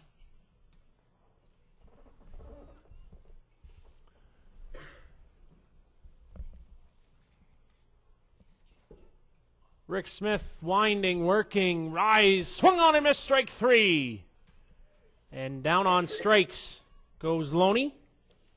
3 up, 3 down in the top of the 5th. And Kitchener goes 1, 2, 3 in the 5th. So Rick Smith, the 3rd pitcher for this Aspen Interior squad, pitching very effectively in relief. Lucas Mata was the starter. Trevor Ethier came on, and Rick Smith now the 3rd one. Speaking of Rick Smith, he is a customer of one of our sponsors. We'd like to say thank you to Tough Toe. Over the past 35 years, Tough Toe Inc. has developed the longest lasting toe protectant on the market. The application will triple the life of your shoes, cleats, or boots. They started as a garage business in Long Beach back in the 1970s and has grown to the largest pitching toe manufacturer in the world. They still keep that small-time garage business attitude when dealing with their customers, whether you are Nike, a university, or just someone trying out for a City League fastball team. Don't take our word for it. Listen to Rick Smith, the ISC player rep. He says, my spikes always wear out before Tough Toe does. Your cleats are our business. Thank you to Tough Toe, proud sponsor of the ISC. Go ahead. So Aspen past the halfway mark now as we head to the 5th, still on the wrong end of a 6-0 score. Now batting number 54, Daryl Sandback. So Daryl Sandback will get an at-bat coming on in the 5th inning in place of catcher Sean O'Brien. O'Brien had been 2 for 11 up to that point, had the big home run last night in that wee hours of the morning that got his team to Championship Friday, but Sandback, the lefty, first pitch swinging, pops the ball up, and Crawford will squeeze it for out number 1. Sandback pops up to Crawford at 3rd for out number 1. I presume O'Brien coming back in to catch, but we'll wait for that officially at the bottom of the inning. Right now it's Darren Bach stepping in. Bach's a strikeout victim in his first plate appearance. Having a pretty good tournament. The veteran, 4 for 13 coming into the game. So now 4 for 14. Hovering right around that 300 mark.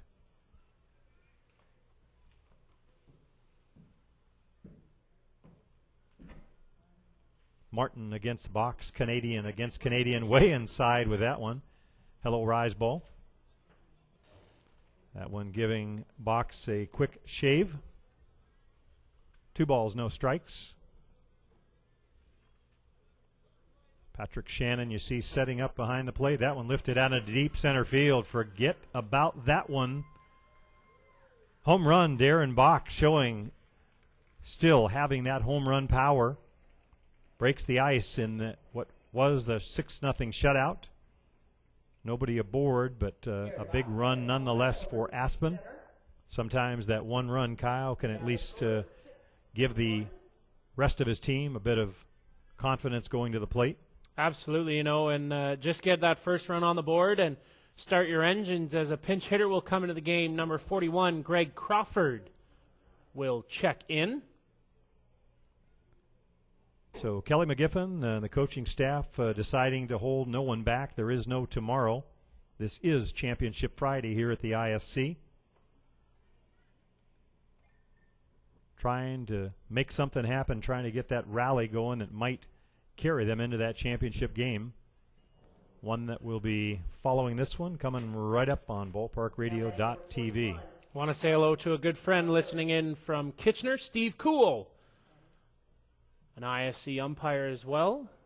Steve says he's enjoying the action, listening in from the comfort of his house. We've heard from a number of viewers that they're not watching it on their computer, but actually have wired it up with their flat screen, something that seems more popular, especially with the improved picture. Here is Greg Crawford. Scrappy looks at one on the outside edge of the plate for a called strike. Daryl Sandback came on in place of O'Brien for the first out. Darren Box with a home run. Now another pinch hitter, Greg Crawford, in place of Argentine Gustavo Guarnieri.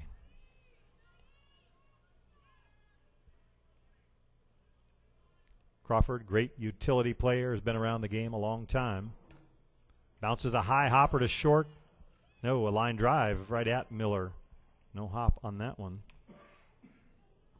Jim, as we play here in the fifth inning, I look over to our right through the big bay window, and we can see that Grant Patterson is starting to warm for the Kitchener Rivershark Twins. Patterson, the tall, lanky right-hander, standing about 6'7" or thereabouts, has not seen much duty yet. That one bounced foul. Perhaps the coaching staff, Denny Bruckert and Larry Lynch, thinking about getting him an inning or three, just in case, as they head towards that championship game if the score holds. Base hit up the middle for Walushka. Hitting from the 9 hole, so Chris aboard with a base hit. With 1 on and 2 out. The batter is So 2 outs in the inning, 1 run in. That'll flip us back to the top of the order. Kevin Schellenberg will get his third look at Todd Martin.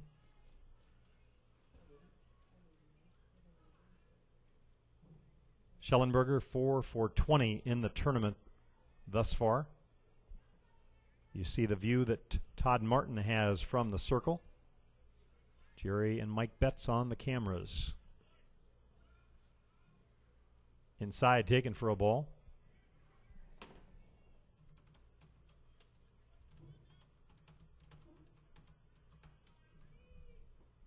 The 1-0 pitch. That one's a little flare right at second baseman Evan Boyd. He'll make easy work of it. Third out, side retired.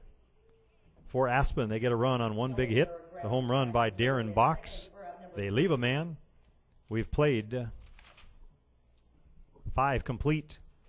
Early getting late for Aspen. The score 6-1 Kitchener, as they need 6 outs to get to that championship game.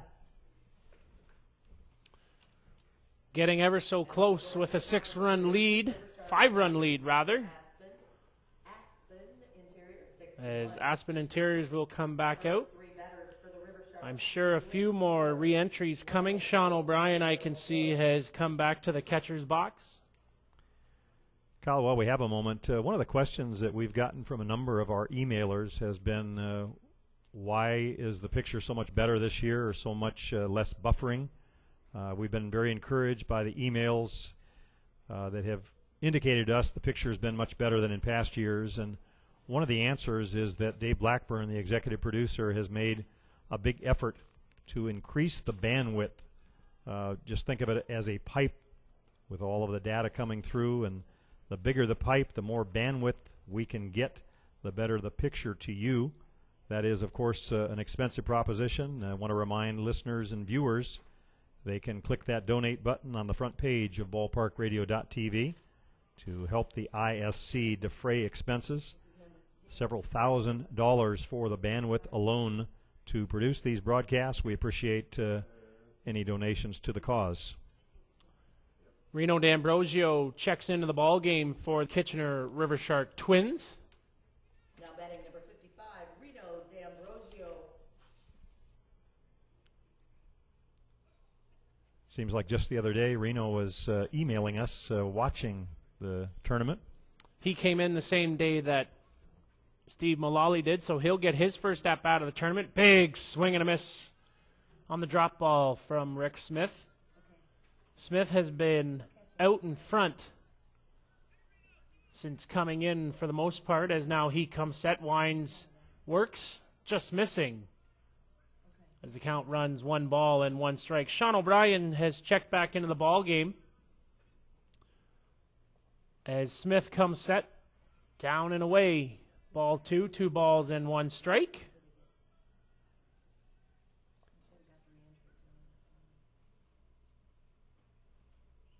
Rise ball, just misses. 3 balls and 1 strike.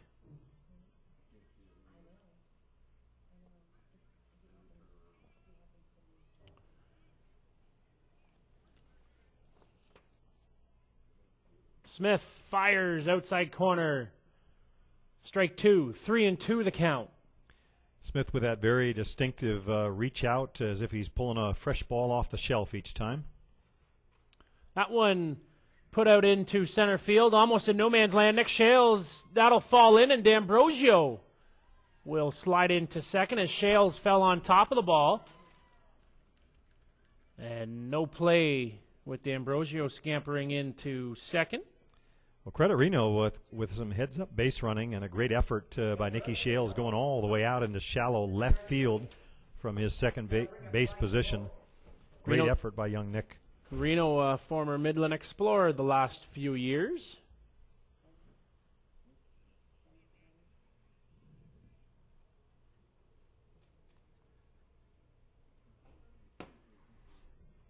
Rick Smith slowly comes to the slab. Now to the glove. Sets, deals. Drop ball off speed right to Shales at second. He's up and over with it. 60 feet goes D'Ambrosio. So Ryan Wolf gets the job done in moving the runner on the 4-3 putout. And Darryl Joy comes to the plate here for the Twins. Joy coming in replacement of Evan Boyd defensively. Got a single back in the 4th. Looks to cash D'Ambrosio in from 3rd. Looks as though Guarineri has checked back in. Can't quite see the number as that drop ball gets fouled off, but Crawford, who wears high socks, Greg Crawford wears high socks, nowhere on the diamond. We'll have to wait to see if we can make out the number when he comes in, but right now, Rick Smith comes set to the waist, winds, works, kicks. That one out into right field as tagging will be the runner, Walushka. No opportunity, and D'Ambrosio comes in to score. So an RBI sac fly. Joey has an RBI sacrifice fly, scoring D'Ambrosio out to F9, which would be Walushka. And Craig Crawford comes to the plate. Craig Crawford, the batter. So 6-1 now in favor, as that one pumps in on the corner at the knees, called strike 1 to Craig Crawford.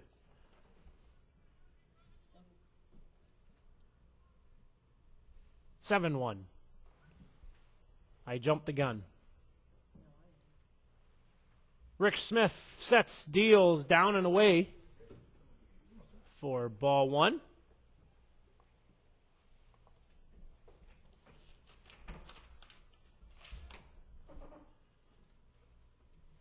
Smitty comes set outside, low and away. 2 balls And 1 strike. Smith quickly gets assigned to the glove, comes set, fires, rise ball, swung on, lifted out into right field. In come Walushka. Out goes Shales. It'll be Walushka who will make the grab for the 3rd out of the inning. Kitchener restores their 6-run lead. And after 5.5 to score, Kitchener Rivershark Twins 7 and the Aspen Interiors 1. Rick Smith getting nicked for a run in that inning, but pitching pretty effectively in relief for Aspen. A difficult task to sit around and not get a lot of innings during the week, but obviously prepared himself for the task. We'll get a look at yet another Kitchener pitcher. It will be the aforementioned Grant Patterson. Patterson, of course, a former member of the Midland Explorers, moving over to the Kitchener Rivershark Twins this year with the move of Frank Cox from last year's championship team over to the farm. He was added to the roster. Then along came Dean Moline from Aspen. And Grant not getting as many innings as maybe expected, but he'll get some here. Denny Bruckert and Larry Lynch, no doubt wanting to make sure they have another arm ready, hoping to find themselves in that championship game.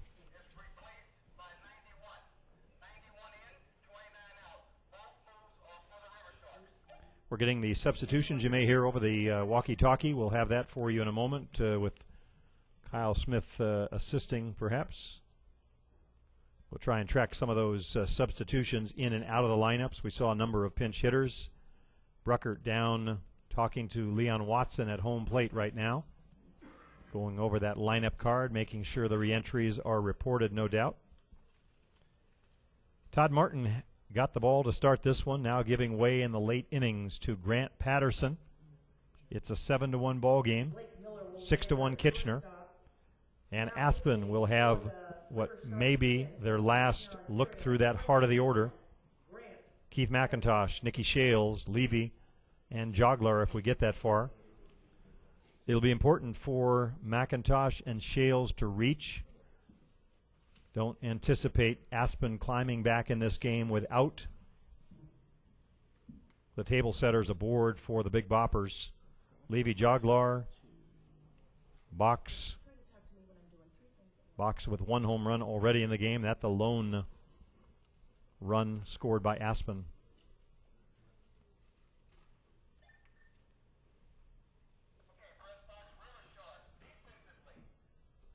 Kyle, I can't quite make.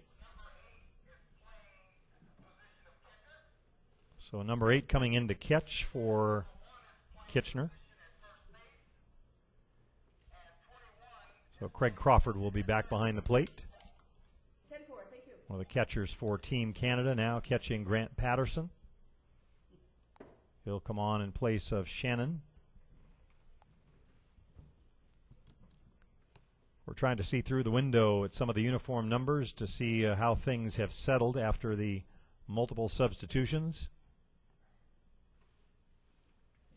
Defensive changes for the Riversharks. Looks like Shannon now down at first base, Kyle, if I'm not mistaken. Pat Shannon will move out from behind the plate. Craig Crawford, who was at third base, moving behind the dish. He'll catch. He made 2 changes before he gave you those defensive changes? Yep. 13 re-entered, 29 in, 91 out. So 13. No, Patterson came in to pitch. Yeah, and D'Ambrosio and Blake Miller re-entered. And Blake Miller re-entered. So Miller back at shortstop for Kitchener. Crawford's place at third being taken by Ezekiel. So a little bit of musical chairs with the interchangeable parts, a luxury that Denny Bruckert and Larry Lynch, the ISC Hall of Fame coach and manager duo that got the Kitchener team to the championship game and to the Carol Forbes Memorial Trophy. Now just 6 outs away from getting back into the title game against Broken Bow Patsies. Patterson, good over-the-top drop for a called strike. Tall, lanky right-hander, a good 6'6", 6'7". You see him there on your screen. Good stride coming off the pitching plate. All arms and legs coming at the hitter. Nice camera work by our executive producer there. You see the weight shifted forward before the pitch. Long look in, now rocks back, the weight back, and then forward. In for a called strike on the outside edge. Over the top drop again. Grant Patterson coming on in relief of Todd Martin, who went the first 5. Oh, inside on that one. Got a piece of the bat, I think. A ball, 2 strikes, says Leon Watson. So defensively, again, it's Blair Ezekiel over at third, Blake Miller at short, Daryl Joy at second, and catcher Patty Shannon moving down to first base with Craig Crawford donning the gear. Over the top drop again. It's fouled off the screen.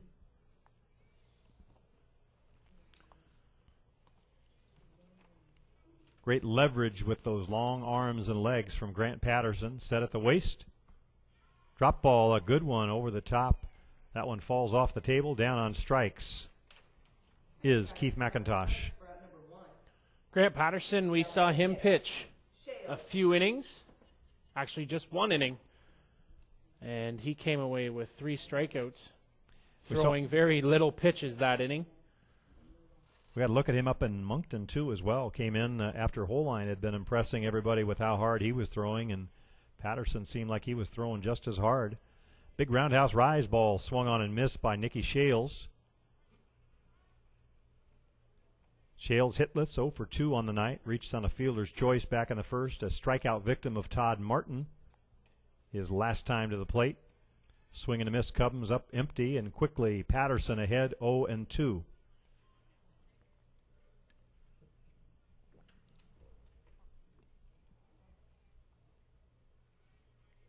Shales still in his early 20s.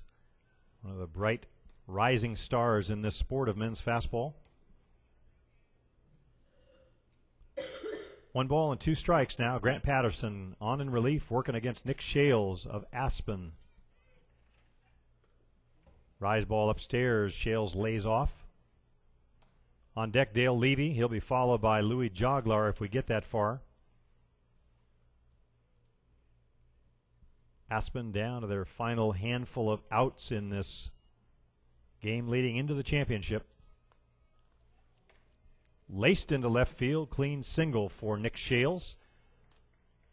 Looked like a drop up in the zone, but Nick reached out and laces one to left field. Nick Shales has a single to the left side with 1 on and 1 out. The batter is Dale Levy. Dale Levy at the plate now, 1 for 2 on the night. A strikeout victim in the first, had a base hit back in the fourth.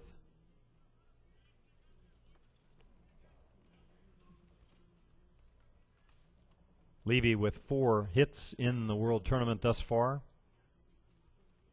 Big ISC World last year with a couple of big home runs. Has not let loose with that yet in this one. Drop ball right down the heart of Main Street, taken for a called strike. 0-1 on Big Red. Shales over at first base, not going anywhere on the wrong end of a 7-1 lead for Kitchener. Levy's hands up high. Swings, pops it up. Over at third, gives chase and runs out of room. Does Blair Ezekiel. That one coming off the top of the dugout roof on the third base side. 7-1 Kitchener, 6th inning. Aspen batting. 5 outs away from Kitchener advancing to the championship game for the second time in 2 years. Broken bow waiting.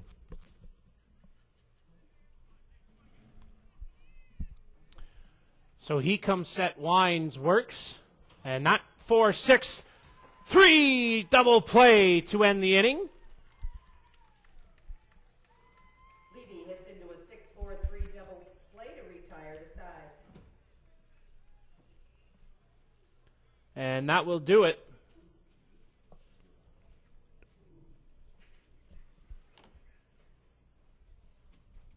So a good inning-ending double play. 6-3 for the Aspen Interiors of Saskatoon, Saskatchewan. And we'll do it for Saskatoon. 1 hit, no As some more changes coming here for Saskatoon.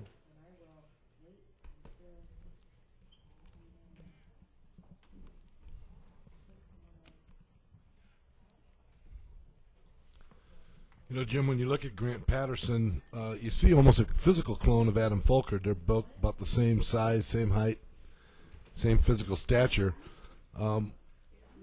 What's your impressions of Grant? Well, I think we probably got a better look at him up in Moncton. He's, as we said, he's not thrown too many innings. Falkard perhaps a little bulkier in the shoulders and chest area. Patterson, the lanky right-hander, a little taller, and those long arms and legs. I suppose maybe a mixture of Gerald Muslar and Adam Folkard, at least from the batter's vantage point, but not too many teams with the luxury of having someone like Grant Patterson as one of the 4 pitchers on the team. A great arm in reserve and a great opportunity for Denny Bruckert and Larry Lynch to get him some innings before that last game, just in case. And they both have the physical stature that Major League Scouts would drool over in terms of size for being able to be a power pitcher. No doubt indeed. So Grant Patterson on in relief of Todd Martin. Thus far, the duo has teamed up to hold this Aspen Interiors team to just 1 run. Rick Smith back out in the circle. He is the 3rd pitcher in the game for Aspen Interiors. You were listening to the voice of our executive producer, Dave Blackburn. He has been here for the past week, right behind the controls, bringing you the action from all of the games in this 2009 ISC World Tournament. Guarineri's 32. Brian Banner's 38.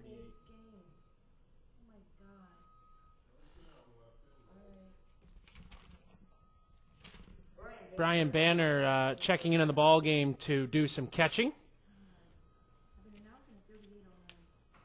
As Rick Smith comes set, winds, works, drop, swung on and missed.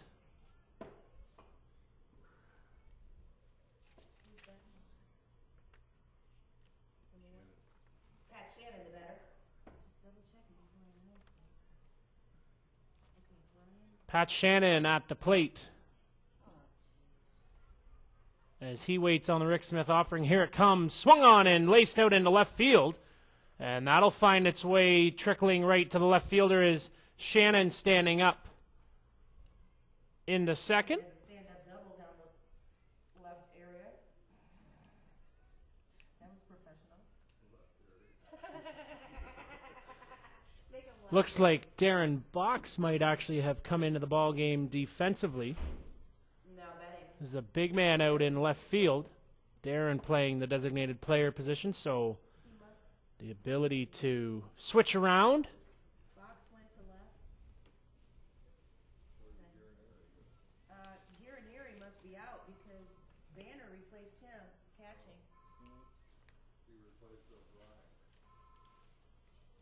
As Rick Smith comes set, winds, works. Rise ball, swung on and missed.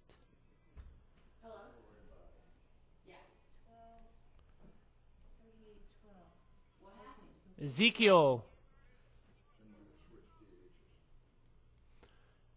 waits and looks at that one fall into the dirt. So this game, the scorecard, one that'll give our statisticians and scorekeepers a bit of work to do. Al Duran will have to work through some of that before posting it, but all of the players being pushed into duty. That one right to Schellenberg, who makes the grab.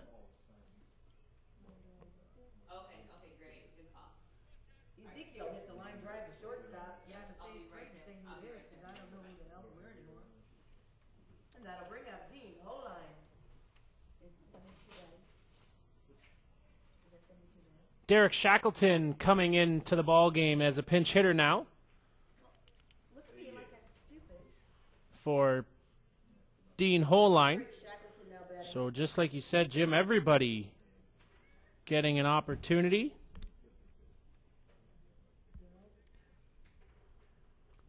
Shannon out at second with 1 down.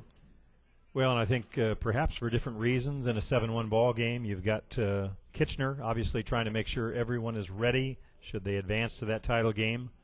Aspen, on the other hand, wanting to make sure or try and get some of the bench players ISC World Tournament at-bats or innings. Smith fires that one off the plate. Count runs, 1 ball in 1 strike.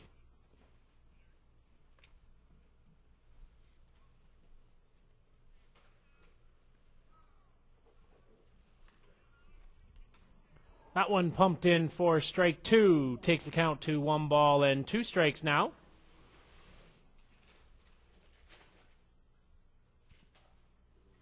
Smith rocks, reels, and that one fouled off on the rise ball. 7-1 in favor of the Rivershark Twins here as we play in the 7th inning. Looking to advance past the Aspen Interiors. Should they hold on, they will have a rematch with the Broken Bow Patsies.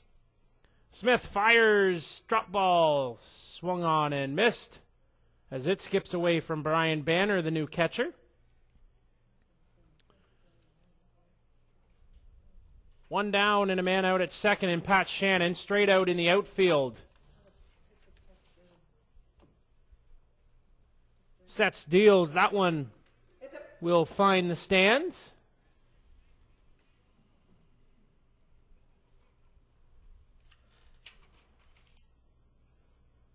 So Rick Smith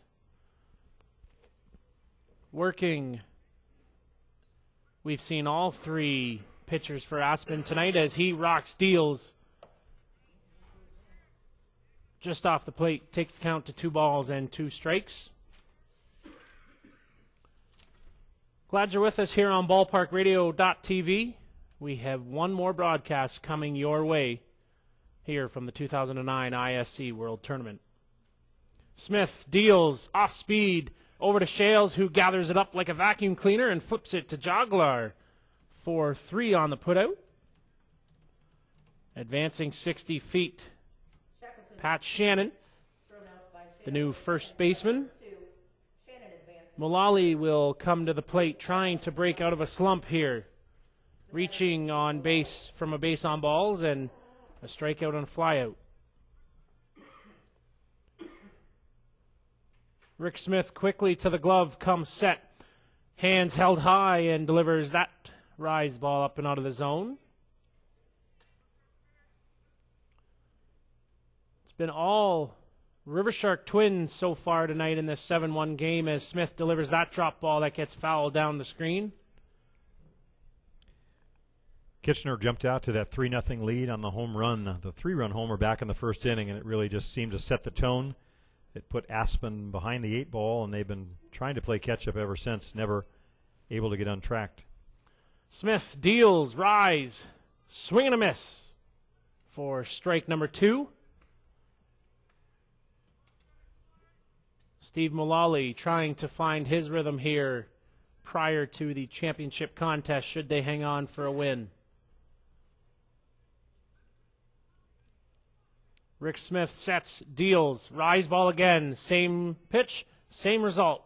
Strike 3. Down on strikes goes Mullally for the 3rd out of the inning. And we'll head to the bottom half of the 7th. It's the last chance opportunity here for Aspen.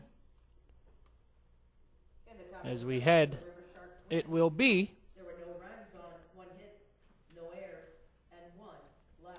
Brian Louis Joglar, Bottom of the 7th, Brian Banner, Rivershark Twins of Kitchener and Darren Box. the first 3 batters for the Aspen Interiors of Saskatoon. So the Aspen Interiors squad out of Saskatoon, Canada, down to their final 3 outs. It'll be the 5, 6, and 7 spots if you're trying to work that scorecard from home.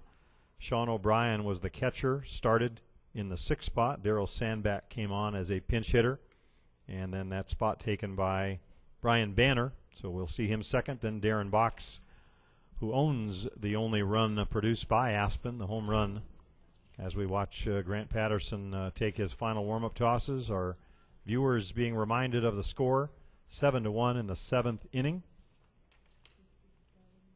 And Kitchener 3 outs away from getting another shot at Broken Bow Patsies. There was a time when the tournament was a double elimination format right on through the championship game with a proverbial if game. That is not the case nowadays. It is a single winner take all. So the ledger will be even should Kitchener advance to that game. Broken Bow now making their way down to the dugout. They are gathering behind the Aspen dugout. The assumption being that this 6-run lead will hold. Now batting Joglar. Louis Joglar may have something to say about that. He's 0 for 2 on the night, a couple of strikeouts. Martin worked the rise ball very effectively. Patterson primarily dropped thus far in the game. Joglar, a native of Saddlebrook, New Jersey, he steps in. Looks a drop off the outside edge of the plate, taken for a ball. That one away from the big right-hander. Joglar, the crouch stance. Inside, might have gotten a piece of him. Louis jumping out of the way, got hit by one the other night, just off the hands. He likes to get right up on top of that plate, and with a crouch stance, to try and keep the ball in on him, that's where it winds up. Ball outside. 3-0. Patterson goes to the rosin. Now he'll toe the pitching plate with a 3-0 count on Big Louie. Long-legged right-hander. Drop ball over the plate for a called strike on the outside edge. So says our home plate umpire, Leon Watson, one of a 3-man crew.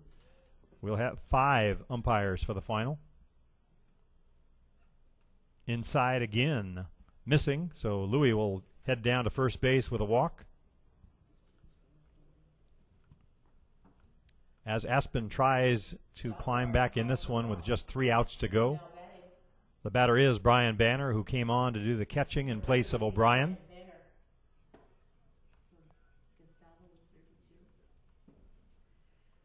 Slightly built left-hander steps in, trying to extend the inning. Darren Box on deck.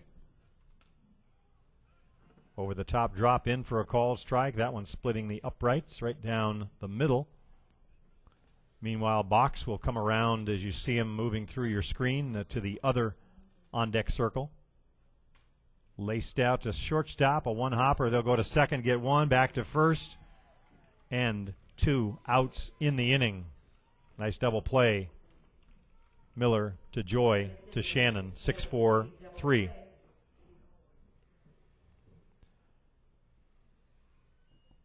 So the Kitchener Rivershark Twins from the proud province of Ontario, Canada, just 1 out away from a rematch of a game played earlier in the day against the Broken Bow Patsies team. Meanwhile, a pinch hitter. Number 9, Mike Lawton. It'll be Mike Lawton coming in to pinch hit. Mike Lawton, number 9 for your scorecard.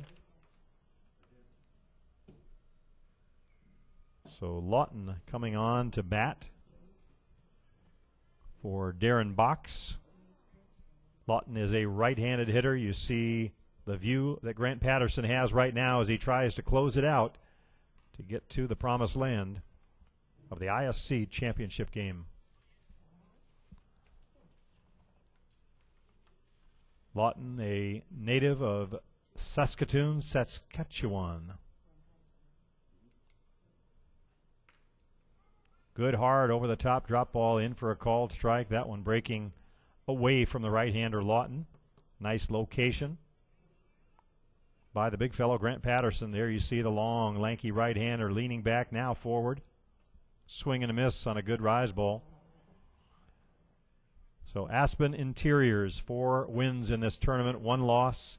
They are down to their final strike. Mike Lawton against Grant Patterson. The 1-2 pitch. Rise ball high. He lays off 2-2. 3 runs back in that first inning. Patty Shannon putting Kitchener on the board early. 4 more to follow. Swing and a miss, and that's it. Final score, Kitchener Rivershark Twins 7.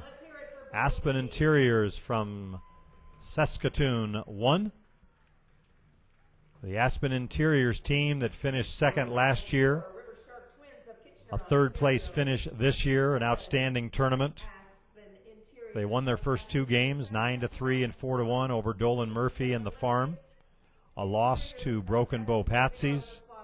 2 more wins over top 10 teams Albaugh and the Midwest Stampede, and now finally eliminated with a loss to the Kitchener Rivershark Twins. So an outstanding run in the 2009 ISC World Tournament for Kelly McGiffin and Rob Schick's crew from Saskatoon. Meanwhile, Kitchener will advance to that final game. They'll be taking on Broken Bow Patsies as we come up on the 10 o'clock hour here, just past 10 Central Time in beautiful Moline, Illinois. So we'll have the grounds crew already out getting things ready. You see on your screen the camaraderie shown by the 2 players, the 2 teams that know each other so well. A number of them playing together on national teams as teammates, congratulating each other on a great 2009 tournament. Kitchener Rivershark Twins, the number 1 ranked team in the world, coming in, dropped their first, or took their first loss to Broken Bow Patsies, who came in as the number 2. So number 3 ranked team Aspen finishes third. 1 versus 2. We'll have it right here next on ballparkradio.tv. We will reset the dials, close things out here, going off the air momentarily. So close out that browser, open up a fresh one, and we'll get ready to start the final championship game, number 58. Game 58 in your program. It's all come down to this.